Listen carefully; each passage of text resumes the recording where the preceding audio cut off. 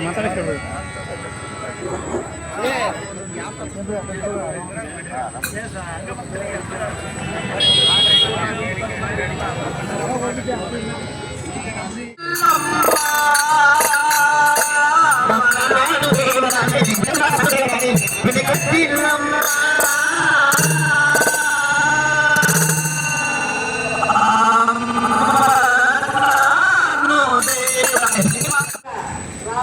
ಹೆಗಡೆ ಉಳಿತಾವು ಕೂಡ ಈ ಒಂದು ಪ್ರಸ್ತಾವವನ್ನು ನಾವು ಹೇಳಿದ್ದಲ್ಲ ಅವ್ರ ಮುಂದೆ ಇಟ್ಟಿದ್ವಿ ಮೊಬೈಲರಿದ್ದಾಗ ಇಟ್ಟಿದ್ವಿ ಎಲ್ಲ ರಾಜಕೀಯ ನಾಯಕರ ಇದ್ದಾಗ ಕೂಡ ಈ ಒಂದು ಹೋರಾಟದ ಬಗ್ಗೆ ಎಲ್ಲರಿಗೂ ಬಂದೇ ಹೋಗಬೇಕು. ಆದ್ರೆ ನಮಗೆ ಅನ್ಯಾಯ ಆಗ್ತಾ ಇದೆ, ಬರ್ತಾ ಇದೆ.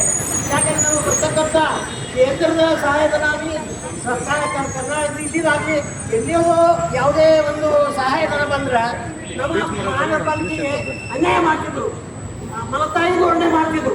ಹೀಗಾಗಿ ಇಲ್ಲಿ ಯಾವುದೇ ಅಭಿವೃದ್ಧಿ ಕೆಲಸಗಳು ಆಗಲಿಲ್ಲ. ಇವತ್ತೆಲ್ಲರೂ ಹುಬ್ಬಳ್ಳಿ ಬೆಳೆದಷ್ಟು ನಮ್ಮ ಧಾರವಾಡ ಬೆಳೆದಿಲ್ಲ. ಮತ್ತೆ ಎಲ್ಲ ರೀತಿಯಂದ್ರು ಇಲ್ಲಿ ಬಡವರಾಗಿದ್ದಾರೆ. ಇಲ್ಲಿ ಬಡಾವಣೆಗಳು ನೋಡಿ ನೀವು ಎಲ್ಲ ಇದ್ದಾರೆ. ಅವಾಗ ನಮ್ಮ ಸ್ನೇಹಿತರಾದಂಥ ಕಪ್ಪೇರವರು, ನಮ್ಮ ವಿ.ಡಿ. ಹಿರೇಮಠವರು, ತಮ್ಮಾರವರು, ರಾಜ್ ಮುನ್ಷಿ ಮಹಾರಾಜ್ ಅವಾಗೆಲ್ಲ ಬಹಳಷ್ಟು ದೊಡ್ಡ ಒಂದು ಹೋರಾಟ ಮಾಡ್ಕೊಂತ ಬಂದಿದ್ದೇವೆ. ಈಗಾದರೂ ಕೂಡ ಏನೈತಲ್ಲ ಇದು ಒಂದು ಸೂಕ್ತವಾದಂಥ ಒಂದು ಸಮಯ ಇದೆ. ಈ ಸಮಯ ಏನೈತಲ್ಲ ನೀವು ಯಾರು ಹಿಂದೆ ಬಿಡುವಂಗಿಲ್ಲ. ಮುಂದೆ ಹೆಜ್ಜೆ ಹಿಂದೆ ಬಿಡಬಾರ್ದು. ಎಲ್ಲಿ ಜಯ ಸಿಗುವವರೆಗೆ ಕೂಡ ಎಂತ ಹೋರಾಟ ಮಾಡಬೇಕು. ಅಂದ್ರೆ ಮಾತ್ರ ಜಯ ಸಿಗ್ತದ.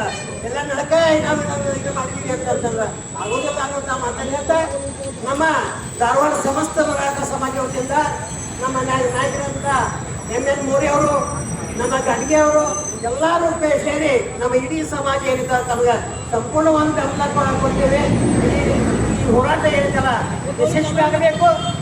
ಈ ಒಂದು ಅನ್ಯಾಯಕ್ಕೆ ನಮಗೆ ಒಂದು ನ್ಯಾಯ ತೆಗೆದುಕೊಡ್ಬೇಕು ಅಂದ್ಕೊಟ್ಟಿಗೆ ಎಲ್ಲ ಹೇಳ್ತಾ ಈ ಒಂದು ಅವಕಾಶಕ್ಕೆ ಮಾತಾಡಲಿಕ್ಕೆ ಅವಕಾಶ ಕೊಡ್ತಾ ಎಲ್ಲ ನನ್ನ ಆತ್ಮೀಯ ಬಂಧುಗಳಿಗೆ ಒಂದೇ ಜೈ ಭಾರತ್ ಮಾತಾ ಕಿ, ಓ ಕರ್ನಾಟಕ ಮಾತಾ ಕಿ.